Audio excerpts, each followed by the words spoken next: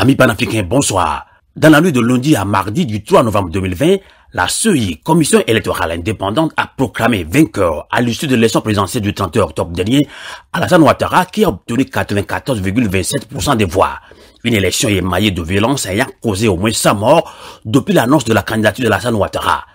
La coalition de l'opposition ivoirienne, qui n'a pas reconnu la tenue de cette élection, a constaté depuis le 31 octobre dernier la fin du mandat d'Alassane Ouattara. Elle a rendu public un comité de transition avec à sa tête Henri Konan Bédié. Et bien jusqu'où l'opposition ivoirienne compte-t-elle aller avec cette stratégie? Interview exclusive avec Jean-Claude Nyawa, président du Conseil européen du COJEB, Congrès panafricain pour la justice et l'égalité des peuples. Jean-Claude Nyawa, bonsoir et merci d'être l'invité de Radio Canal K. Bonsoir Amos, bonsoir aux éditeurs de la radio panafricaine Canal K. Eh bien, selon les résultats proclamés par la Commission électorale indépendante, dans la nuit de lundi à mardi, Alassane Ouattara sort vainqueur de l'élection présidentielle du 31 octobre dernier avec 94,27% des voix. Jean-Claude Nyawa, quelle est votre réaction à chaud sur ce résultat de la CEI? Oh, que puis-je dire des résultats des élections illégales d'Alassane Ouattara? Alassane Ouattara, à travers cette fin de son processus engagé de manière anticonstitutionnelle, vient de démontrer à la face du monde qu'il est un farceur, qu'il n'est pas démocrate, qu'il est un dictateur, tout simplement, qui a voulu jouer avec la confiance que certains Ivoiriens et même certaines institutions ou certaines personnalités lui ont accordé à un moment. Aujourd'hui, il montre sa vraie face. Il n'a jamais été démocrate. Il a été toujours un farceur, un manipulateur, un menteur. Et donc, ces résultats ne nous étonnent guère. Ces résultats à la nord-coréenne ne nous étonnent pas parce que cela vient conforter ce que nous disions de lui hier. Mais dans cette affaire, ce qui nous importe et ce qui attire notre attention, c'est en face ce que le peuple de Côte d'Ivoire lui a montré. Il a mobilisé toutes les forces du pays, de la nation, toutes les forces institutionnelles, c'est-à-dire la gendarmerie, la police et les militaires, ont été instrumentalisés pour que son projet soit. Mais en face, le peuple de Côte d'Ivoire lui a dit non. Le peuple de Côte d'Ivoire a dit non à son imposture et à sa forfaiture. Vous avez vu le samedi 31 octobre 2020, il y a eu à peine 10% du taux de participation à cette parodie d'élection. Cela nous conforte dans notre élan pour de la démocratie et de la justice dans notre pays. Oui, le peuple de Côte d'Ivoire a refusé d'accompagner Alassane Ouattara dans sa volonté de rester à vie président de la République de Côte d'Ivoire.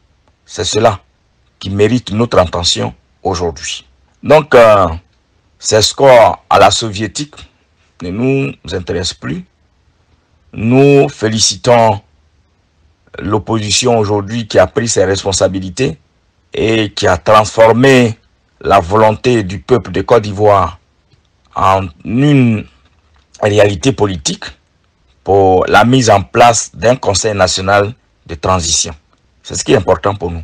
Mais justement, l'opposition ivoirienne, quant à elle, a rapidement formé une transition avec à sa tête Henri Konan Bédié. Le RHDP, parti au pouvoir, affirme que l'opposition agit d'une manière anticonstitutionnelle. Que répondez-vous à cela? Oui, l'opposition ivoirienne a constaté. Et donc, Ouattara, le président de 2015 en 2020, ayant fini son mandat, et que il est forcé pour organiser des élections inconstitutionnelles, il fallait que la volonté du peuple soit respectée, parce que en face de cette démarche illégale et illégitime d'aller forcément des élections pour briguer un troisième mandat, le peuple s'est dressé. Et vous avez vu ce qui s'est passé depuis à l'approche de ces élections et pendant ces élections. On annonce le taux de participation à ces élections de moins de 10% et que Alassane Dramane Ouattara ne pèse effectivement que 10%. La désobéissance civile, le mot d'ordre lancé par l'opposition a été suivi. Et donc, c'est une victoire. C'est une victoire. Et c'est tout à fait normal et logique que l'opposition tire les leçons de cette victoire historique du peuple de Côte d'Ivoire qui veut un changement.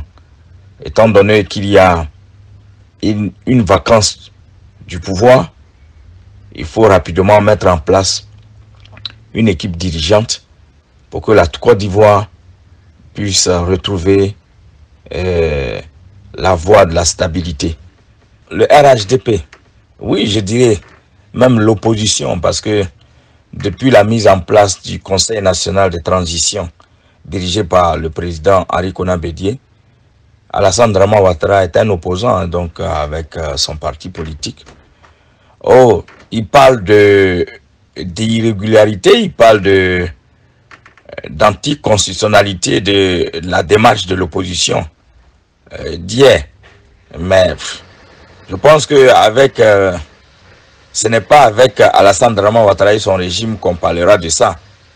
Parce que lui-même étant dans le faux, il est mal placé pour juger ce que l'opposition a fait. La suite de l'opposition est tout à fait légitime et légale, étant donné que le peuple, dans sa majorité, a refusé la démarche de Ouattara. Donc il faut tirer les leçons et les acteurs politiques de l'opposition ont tiré les leçons. Ils ont mis en place une équipe dirigeante. Voilà, et donc tout ce que Ouattara et son régime disent aujourd'hui sont des propos de quelqu'un isolé, de quelqu'un qui a perdu pied.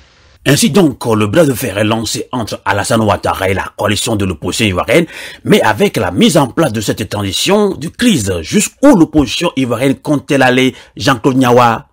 Le Conseil national de transition dirigé aujourd'hui par Henri Konan Bédié a pour rôle de doter la Côte d'Ivoire d'institutions solides qui puissent organiser des élections au-dessus de tout soupçon.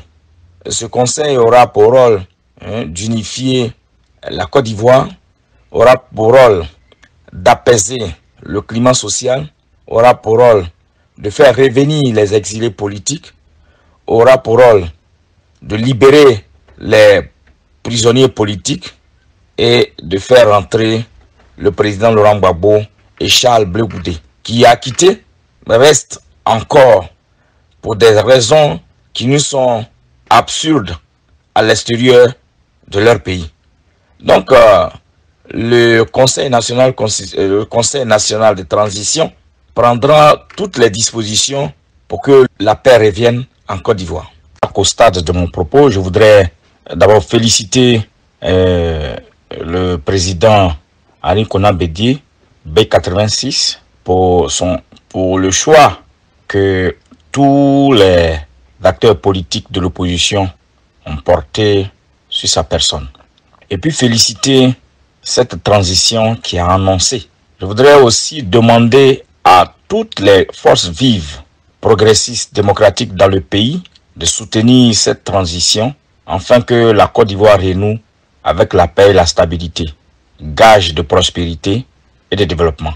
Merci. Merci beaucoup Jean-Claude Niawa. Je rappelle à nos auditrices et auditeurs panafricains de Radio Canal K que vous êtes président du Conseil européen du COGEP, Congrès panafricain pour la justice et l'égalité des peuples. Merci et bon courage à vous. Bonsoir. Radio à vous l'été, la voix de la résistance du peuple togolais.